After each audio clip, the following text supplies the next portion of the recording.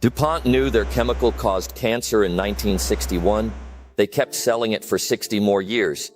The chemical perfluorotanoic acid, C8, was integral to making Teflon, the nonstick coating present in hundreds of millions of American kitchens. Internal DuPont research detected C8 in the blood of plant workers in the 1960s and in their children by the 1970s. The company's toxicologists found it in local water and documented tumor formation in lab animals. That information was classified internally and never reported to regulators. Residents of Parkersburg, West Virginia, drank from taps contaminated by a DuPont landfill. Corporate decision-makers did not disclose what they knew. They continued production while the chemicals spread through ecosystems and bodies. For decades, DuPont prioritized profit and market dominance over disclosure and public safety, and the consequences spread far beyond a single town.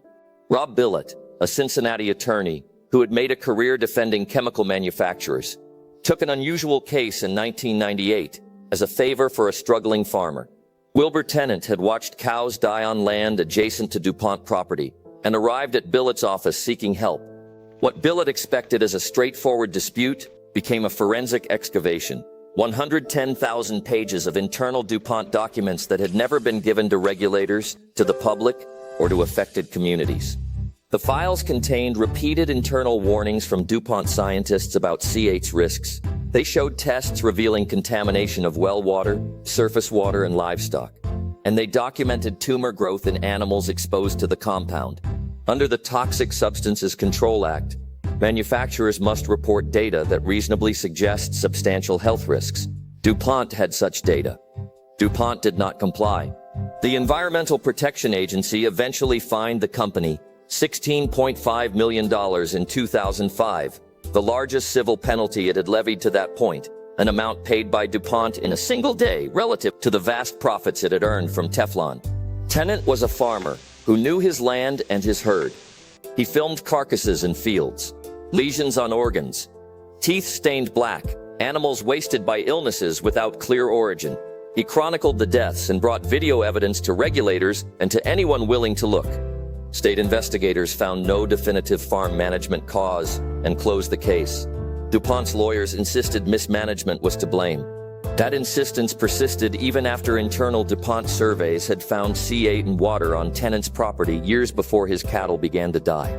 Tennant himself drank the same contaminated water. He fell ill and in 2009 died of cancer before the legal process concluded.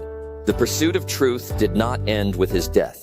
When independent scientists later studied more than 70,000 residents of the contaminated area, they identified links between C8 exposure and 6 diseases, including kidney and testicular cancers.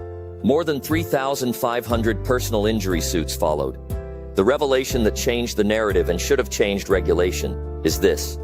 By the time the cover-up was exposed, C8 was detectable in the blood of 99.7% of Americans tested. It is present in nearly every human on Earth.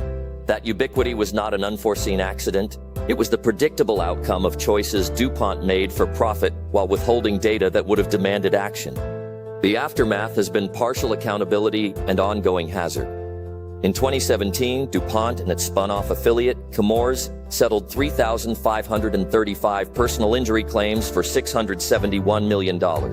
In 2023, 3M agreed to a $10.3 billion settlement with U.S. public water systems over PFAS contamination, a class of forever chemicals that includes C8. The United States Environmental Protection Agency is still working to set legally enforceable limits for PFAS in drinking water. C8 production in the U.S. has ceased, but the chemical does not degrade.